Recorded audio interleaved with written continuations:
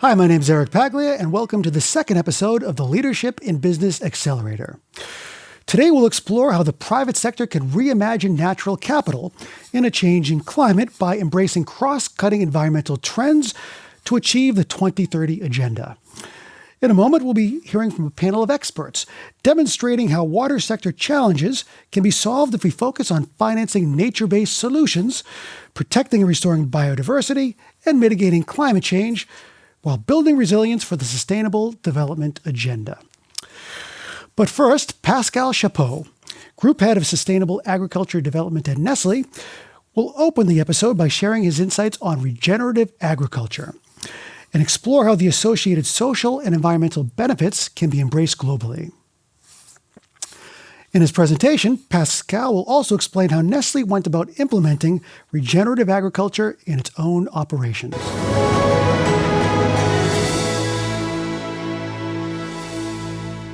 Water.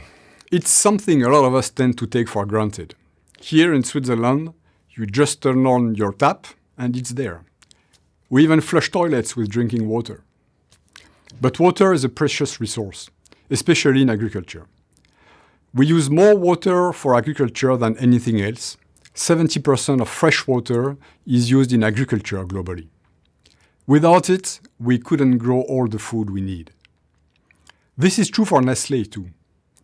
As one of the largest global users of agricultural raw materials, our supply chain is responsible for most of our water use. This means we're also at risk from water scarcity. We know we must act now so that we can ensure our continued existence and also play our part in helping address the global water crisis. So we have committed to continuing to work with farmers to help safeguard water resources so that by 2030, at least 50% of our ingredients come from regenerative sources. What do I mean by this? The idea of regenerative agriculture is very fashionable today, we know. But at Nestlé, we come from 20 years of sustainable agriculture initiative. So sustainability agriculture is a known territory. Being regenerative is not just about maintaining resources, but also restoring those that have been depleted. And water is clearly one of those resources.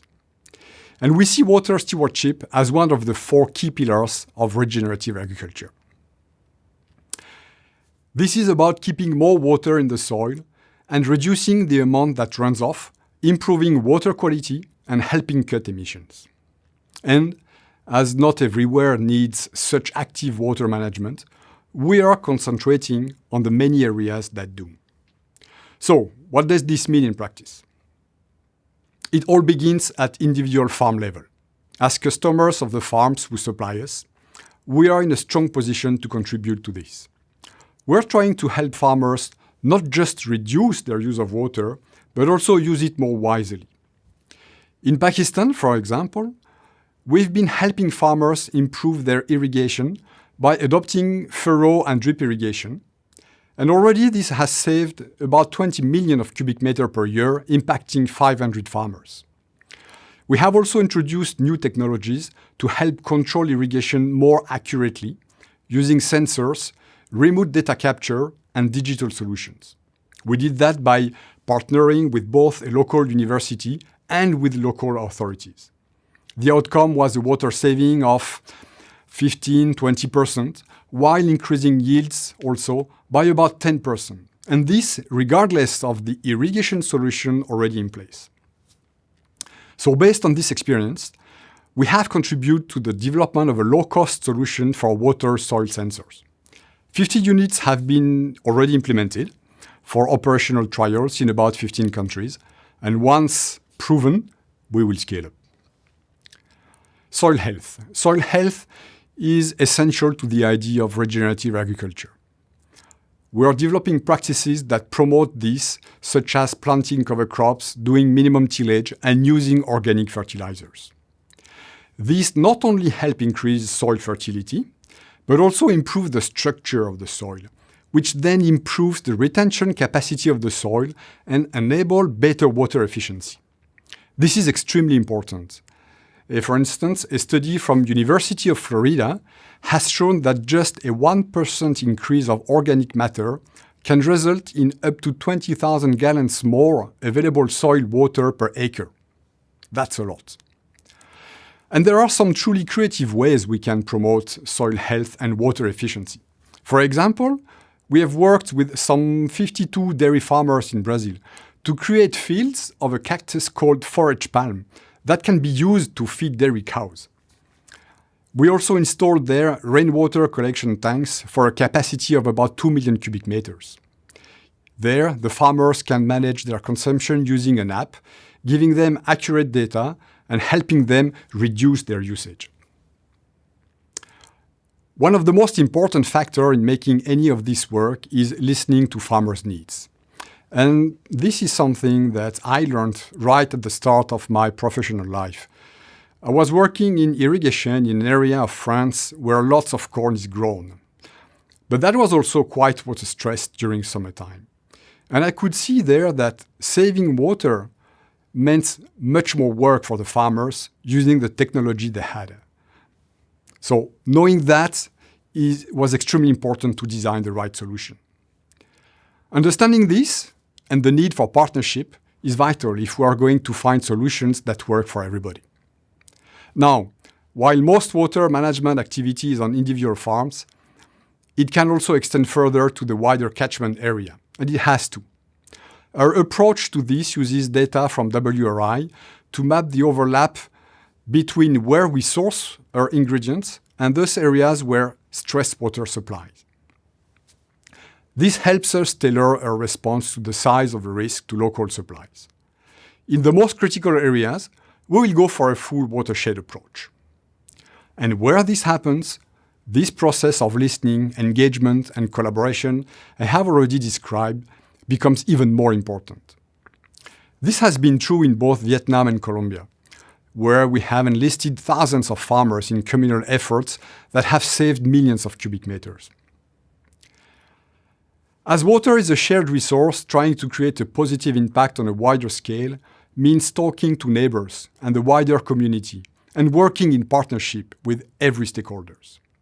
It means being aware of the potential impact on water levels, water volume, and water quality for everybody, not just a single farm. It means acknowledging that larger farms are also likely to be more resilient, that they have a responsibility to make sure they do not exacerbate the impact of shortages. We need to make sure resources are shared equitably and sustainably between all users, as well the natural environment. This was at the forefront of our mind when we set up Agriver. Agriver is a little company that was created to help local farmers green their agricultural practices to preserve the quality of the Vitel, Contrex, and Hépar springs in the Vosges water basin in France.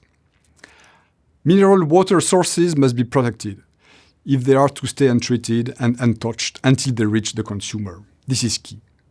For 20 years, and even more, we have worked with various academic experts and in partnership with local stakeholders to promote positive action that preserves the quality of these water resources. There we worked with the INRA, with the region, with the city, with many, many stakeholders. And Agriver now protects 10,000 hectares of land, making it one of the world's largest private protected areas. Our support there has enabled farmers and other landowners, by the way, to stop using artificial fertilizers, herbicides, and pesticides. We've promoted the use of crop rotation to improve soil conditions and the composting of animal waste. We have also encouraged them to stop farming crops like corn, which create significant nitrogen pollution. And this is only the beginning. We keep working on improving this already rich biodiversity of the basin.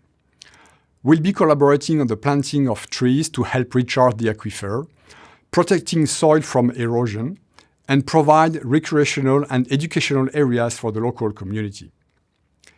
We also have plans to reshape the river so it flows more slowly, encouraging greater biodiversity on and near the riverbanks.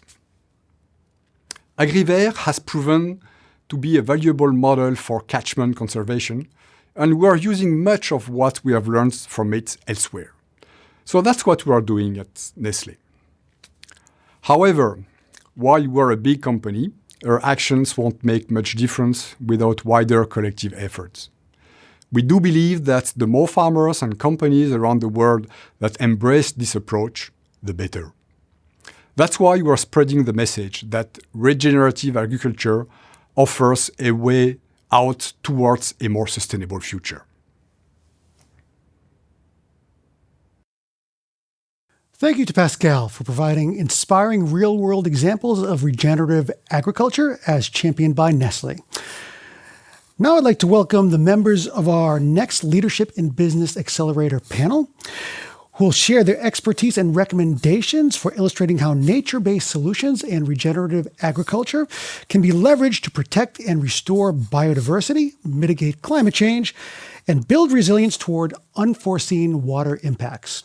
Joining me are Liz Mullen-Bernhardt, coordinator of the Global Adaptation Network at the UN Environment Program, Dr. Nathaniel Matthews, CEO of the Global Resilience Partnership, Carla Muller-Zantop, Water Stewardship Engineer at Danone, and Oliver Withers, Biodiversity Lead at Credit Suisse. Thank you all for joining me here in Stockholm for this inspiring panel episode. So, before we get into some of the specific dimensions of nature-based solutions that we'll be discussing in this episode, I wanted to talk a bit about something Pascal mentioned, the importance of designing the right solution for a particular location, whether it's an individual farm or an entire catchment area. Nate, the GRP has a strong place-based perspective in its work. Perhaps you can elaborate more on Pascal's point of locally based solution design. Thank you very much. So I think one of the things we're seeing now more than ever highlighted is that a resilient system is one that's inclusive and equitable. And inclusive participation is really critical for trust and facilitating collective action, especially responding to volatility and change. And so we have found that really inclusive decision-making, that is putting people and communities, especially women and marginalized groups, at the center of decision-making and empowering them to help develop equitable and sustainable solutions is critical for project success. And I think, as Pascal was highlighting, this really means moving away from this idea of silver bullets to actually tailoring to local contexts and local solutions. And to bring that to the ground a bit, one of the underlying principles of regenerative agriculture is to foster more integrative and equitable farming systems that use species diversity as a source of resilience and diversifying diets and moving away from the introduction of harmful chemicals. So we've done this in places like Burkina Faso, where we work with a local network of farming partners to bring in agroforestry, mixed cropping, rainwater harvesting, and composting. So a whole systems approach that really have obtained incredible results, and even within the encroaching Sahara Desert. So in these areas, the farming groups have been able to reclaim abandoned land, and increase yield by up to 130% on millet and sorghum. And it's just these sort of systems and this use of diverse and native species as bridges have also helped to manage pests and provide vital pollinators and continuous habitat, really building the resilience of people on the ground in increasingly challenging places. Professor Liz, would you like to follow up on that at all? Yeah, at UNEP, we do a lot of work on nature-based solutions for adaptation, and the benefits are huge, as Nate has just mentioned. One of the challenges we have really is just getting knowledge and information out there about them. The fact that nature isn't just a victim of human development or climate change, but also is one of our most important allies fighting against the impacts of climate change, protecting humans against those impacts. And there are so many great examples out there. I think the real key is how to scale them up. Okay, and Oliver, how can nature-based solutions like regenerative agriculture help the water sector reach its goals to be net positive by 2030? Yeah, I think that there's real opportunity around regenerative agriculture, not just for the water sector, but a number of sectors, quite frankly. And that really talks to the interconnected nature of all of this, right? We're not just solving biodiversity problems, we're solving climate problems, we're solving socioeconomic problems. And I think that that's a significant opportunity for a number of us as practitioners in this space. So I think that what we're seeing around agriculture practices changing is a real focus on how do we reduce the quantity of water being used, but also really, really importantly, how do we improve the quality of water? And that talks to a restoration role. And private sector and all stakeholders have got a real role to play in this. And I think, building on what Nate and Elizabeth said, it's this idea that it's about a system change and it's not about addressing these things in silos. Similarly, I think that we spend a lot of time, and rightfully so, on pollutants. So how do we use less fertilizers?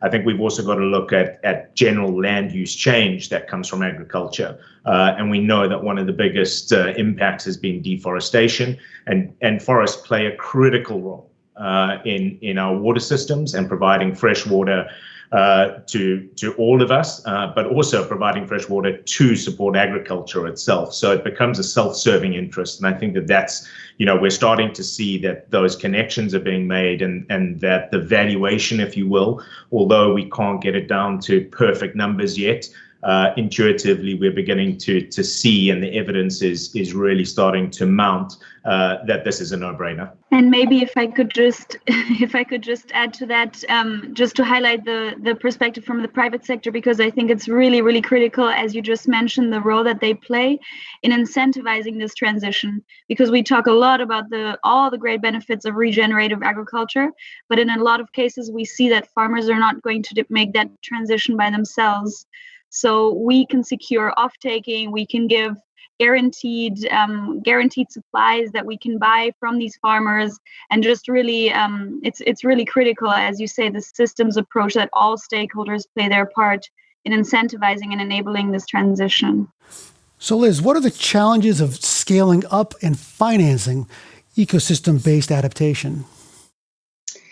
Well, at UNEP, and I think many other places, we often think about those challenges or those barriers that we face in three broad categories. Those basically relate to challenges related to knowledge and information, challenges related to governance, and challenges relating to finance. And I can say a little bit about each of them. In terms of knowledge, there's often a real lack of awareness of what ecosystem-based adaptation is and what it can do. There's a lot of misunderstanding of terms or dressing up old terms. And basically EBA for us is the same thing as when nature-based solutions are applied for adaptation purposes. So when ecosystems are protected or restored specifically for the purpose of giving an adaptation benefit to human communities. And adaptation is basically the same thing as increasing your resilience to the impacts of climate change. So it could be protecting a forest for its water or food supplies. It could be protecting mangroves or coral reefs for populations at the coast, protecting against saltwater intrusion, sea level rise, storm surges. That's EBA.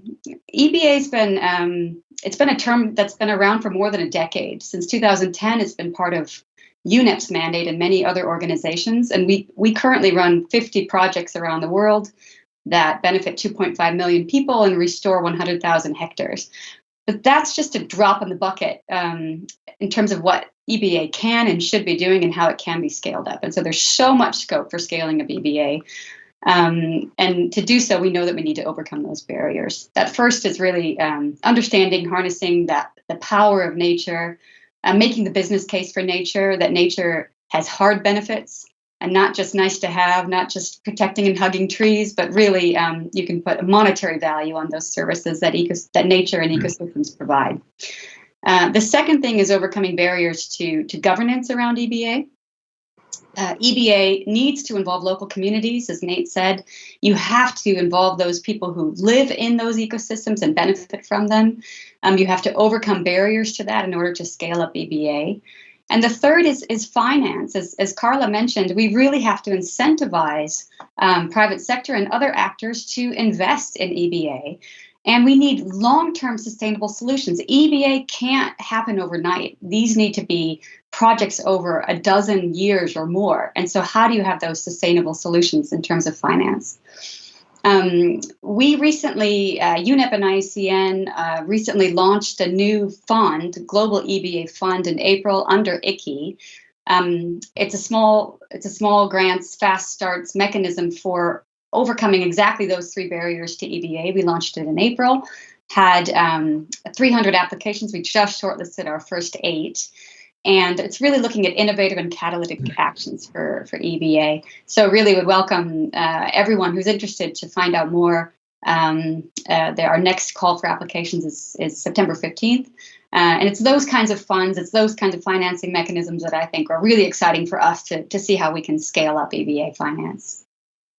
If I could just add to that a little bit, is just to complement what Elizabeth has said, is really about that improving that understanding. I think we're getting a lot of, we're moving forward on that quite a bit. So of course, we're seeing initiatives like the Task Force for Nature-Related Financial Disclosures gaining quite a lot of support.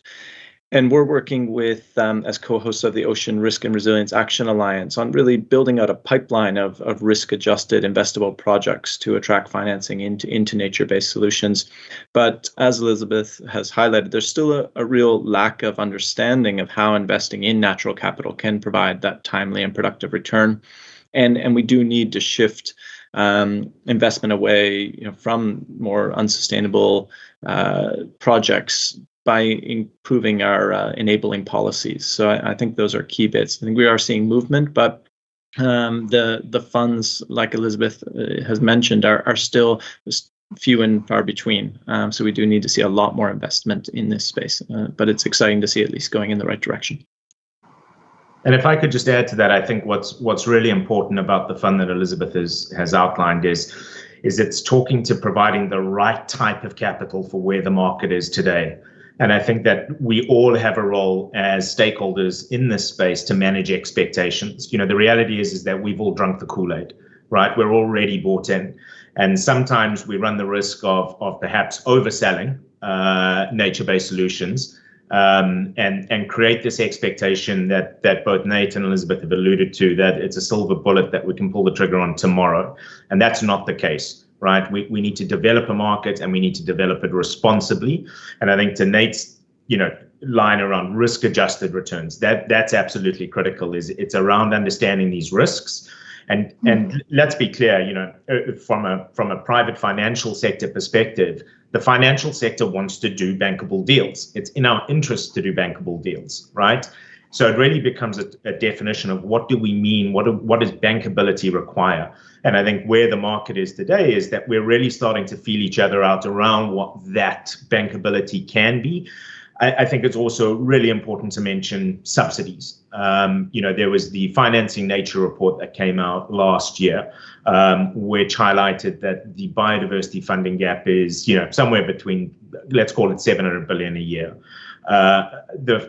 What their research pointed to is that we're looking at about $500 million of harmful subsidies. And when I say harmful to nature, how do we repurpose some of those subsidies so that we are incentivizing this change that we want to see? And in some cases, using that to de-risk the opportunity so that, to Nate's language, we have a risk-adjusted return that works for everyone. Thank you. And Carla, perhaps what examples will help companies and organizations achieve positive water impacts? So I think really also to complement what the others have said, we've heard some great examples already around regenerative agriculture or agroforestry, wetlands, as with water infiltration functions. And these examples are all great, and we have them deeply embedded in Danone's water policy, so really in the company strategy. And they will help us to achieve these positive water impacts locally.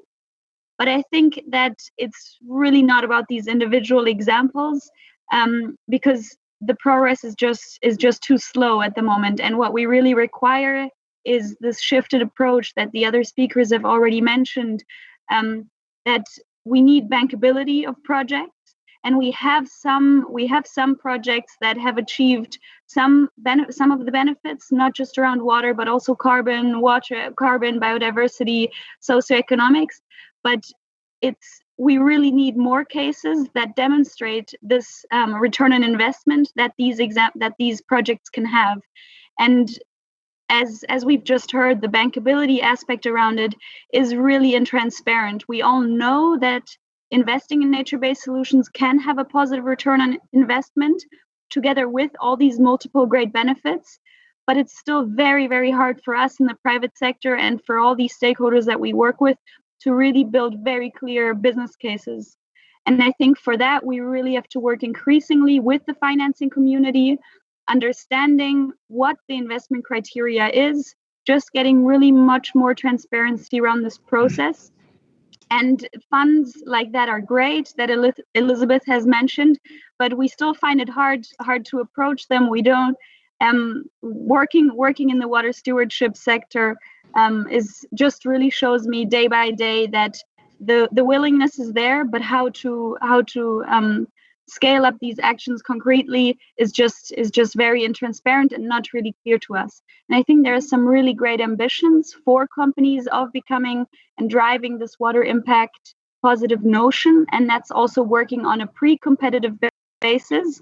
But that just again highlights that we don't have to work just with the financing community, but also with all the other global corporates that have so many pooled resources, financial, but also expertise, and really, really scale up these activities to build very clear, bankable business cases of nature-based solutions in pilot project as technical assistant, starting with small grants, but then really being able to demonstrate the return on investment to scale them up as we so urgently need today.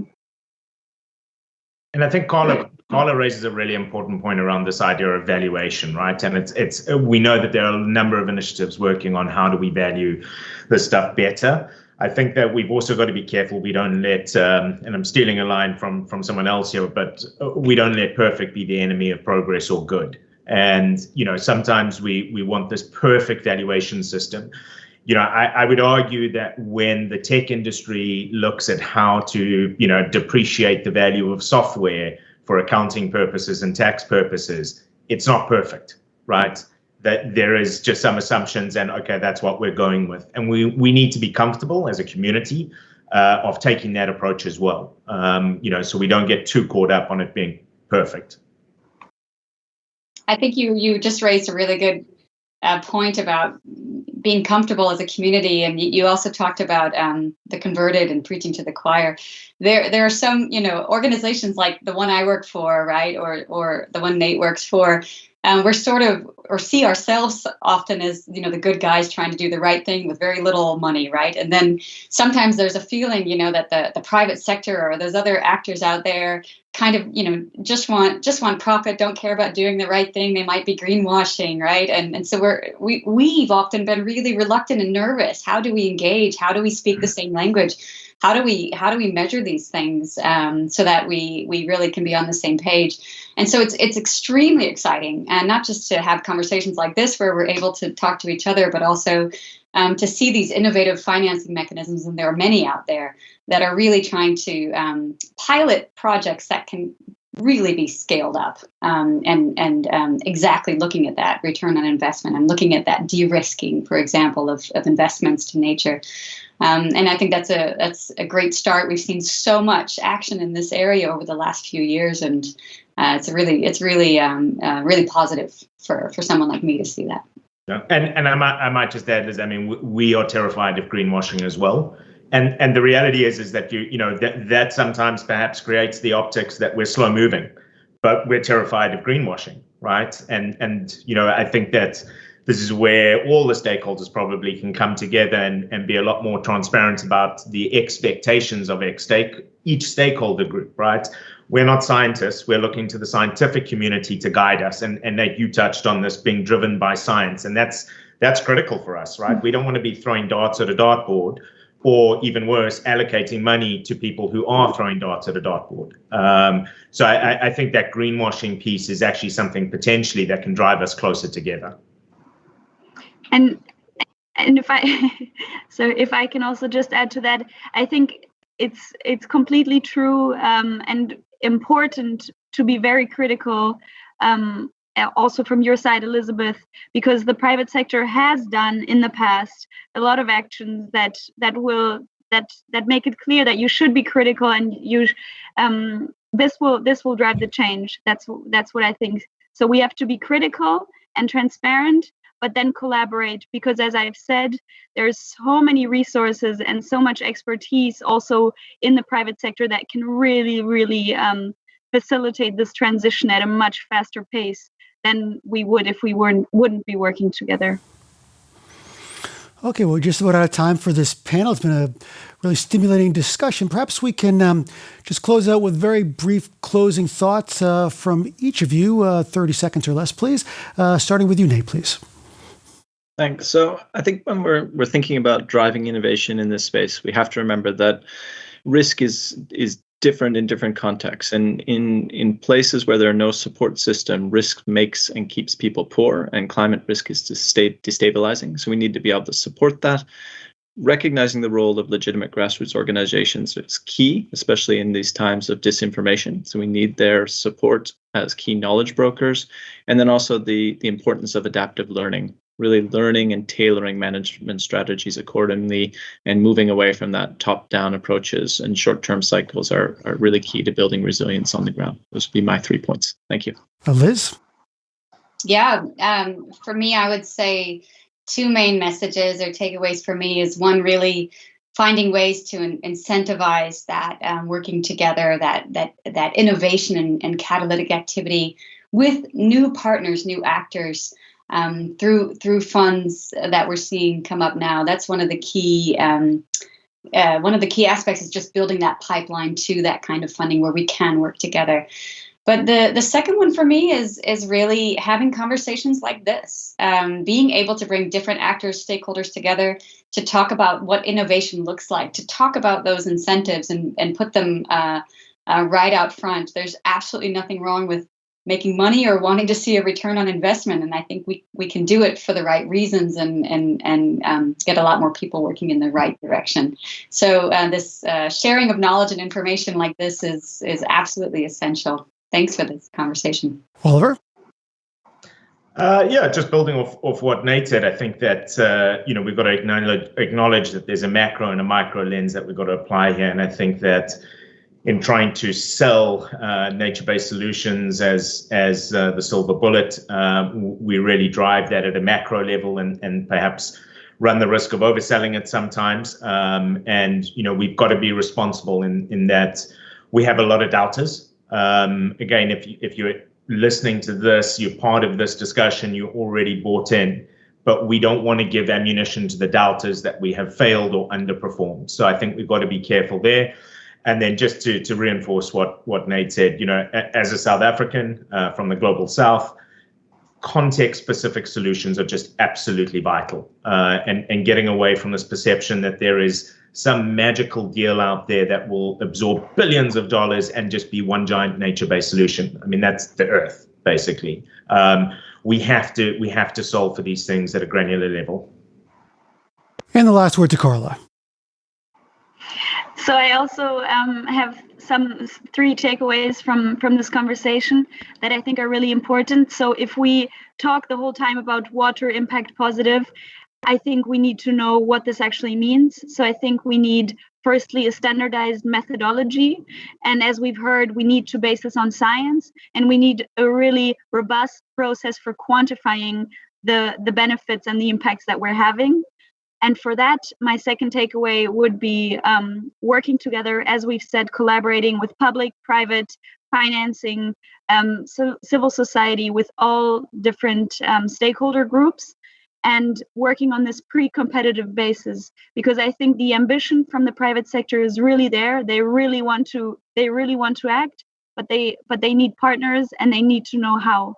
And that brings me to the third takeaway, which I think is that we increasingly need to build capabilities and skills, also within the private sector, but also in other organizations. We need to know how to actually implement water stewardship practices. So we really have to train people locally on the ground, the people that are going to implement the projects that we need.